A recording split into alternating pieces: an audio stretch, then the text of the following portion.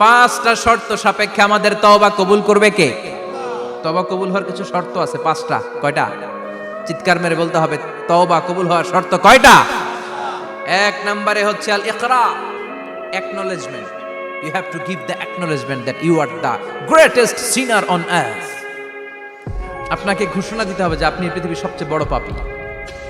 এক নম্বর শর্ত, আপনি বলেন যে আল্লাহ, আমার চেয়ে বড় পাপী নাই, আকাশের নিচে জমিনের উপরে আমি সবচেয়ে বড় পাপী, এমন কোনো পাপ নাই যেটা আমি করি নাই, ঠিক কিনা? এক নম্বরে পাপের ঘোষণা দেন। দুই নম্বরে আন-নাদাম, নাদাম মানে repentance. You have to be repentant for what you have done. আপনাকে অনুতপ্ত হতে হবে, চোখের পানি ছাড়তে হবে। আল্লাহ, আমি লজ্জিত, আল্লাহ আমি নাদান, আমি পিশাচ, আমারে মাফ করে দাও। তার মানে স্বীকার গেলেন কি অন্যায় করেছেন।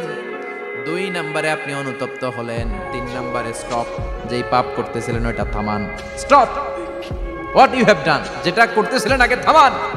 আপনি সুদ খাইছেন, অনুশোচনা আসলো, মাফও চাইতেছেন, আবার সুদও খাইতেছেন, হবে?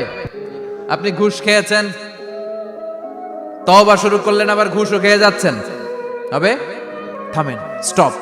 তিনটা গেল। চার number, to hate what you have done, ঘৃণা করতে হবে। যেই পাপটা করেছেন মন থেকে, ওই পাপটাকে ঘৃণা করতে হবে। পাঁচ নাম্বার শর্ত হচ্ছে to determine that you never repeat this sin again in your life.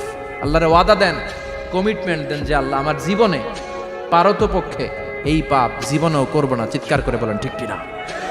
তার মানে আপনি স্বীকার যান, তারপরে আপনি অনুতপ্ত হবেন, যে পাপ করেছেন থামিয়ে দিবেন, পাপটারে মন থেকে ঘৃণা করবেন, আর আল্লাহরে ওয়াদা দিবেন, আল্লাহ আর করব না।